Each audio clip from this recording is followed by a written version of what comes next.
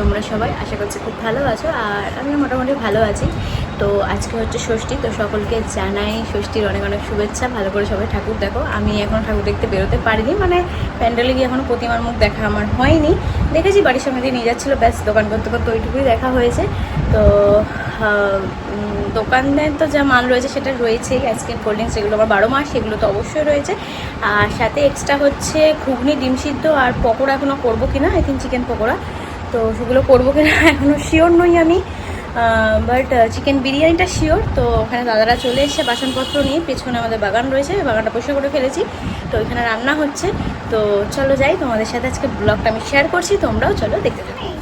অর্ধেক বিস্কুট খেয়েছো আর অর্ধেক পড়ে আছে, খাবে না? বিকুতা খাবে না? নিয়ে নেবো? নেবো না? ও মা, বাচ্চার মুখটা দেখো। আচ্ছা বাচ্চা চানু করবে আর জামাও পরবে না? হ্যাঁ মা, এদিকে তাকাও। চানু করবে আর জামা পরবে তো? তাকাও না তুমি, মুখটা দেখো কিরকম কিউট হয়েছে, সফট। আবার টুকুও পরেছে একটা, আবার নতুন জামা পরবে নাকি বলছে ষষ্ঠীতে। বাচ্চার চারটে জামা হয়েছে, ছোট বাচ্চার আবার চারটে জামা। শুনটু কুন্টু, শুনটু কুন্টু। চলো।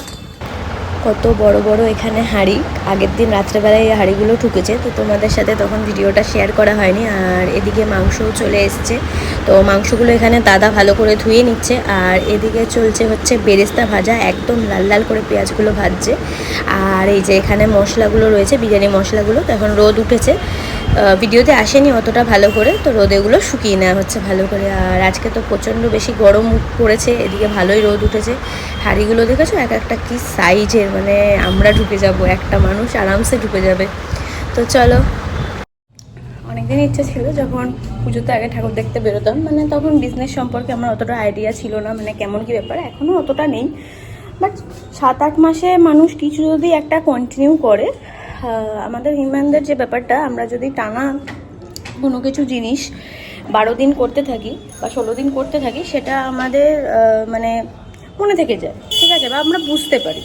তো যাই হোক, সেখান থেকে দাঁড়িয়ে আমি আজকে 8 মাস হয়ে গেল প্রায় দোকান করছি, তো বিজনেসটা কিছুটা হলেও আমি বুঝেছি। তো সেখান থেকে আমার এটাই মনে হলো যে কেননা এবার বিরিয়ানিটা দেওয়া যাক। তো আমি থাকি হচ্ছে হুগলির জিরাটে।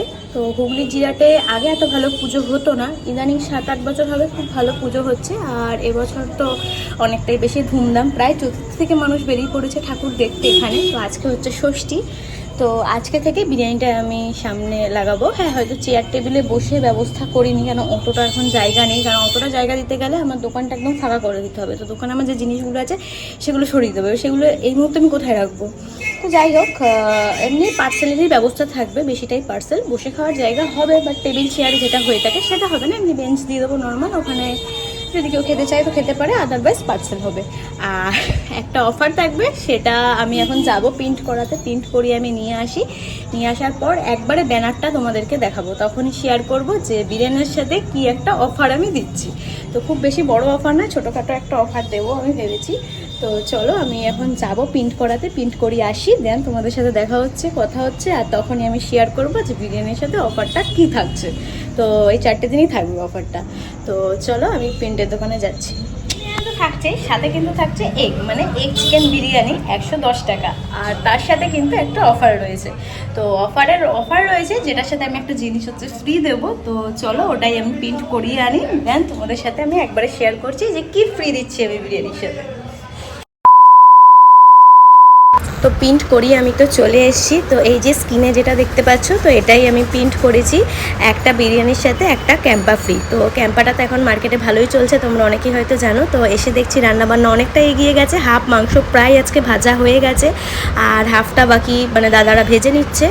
তো চলো দেখি কেমন করে কি করে। ঘরে আমরা বিরিয়ানি বহুবার বানিয়েছি, সেই রেসিপি আমি তোমাদের সাথে শেয়ারও করেছি, বাট আমি বানিয়েছি সেটা একটু অন্যরকম ছিল। আর আজকে আমি একদম সম্পূর্ণ আমার ঘরেই দেখছি কীরকম করে কি বানানো হয়, মানে রেস্টুরেন্টে বা আরও নানান দোকানে মেলাতে যেভাবে বিরিয়ানি বানানো হয়ে থাকে সেভাবে প্রিপারেশানটা আমি কিন্তু আজকে দেখে নিচ্ছি। তো দাদাদের কাছ থেকে অনেকটাই শিখলাম, তো বাড়িতে একদিন আমি ট্রাই করব, তখন তোমাদের সাথে শেয়ার করব।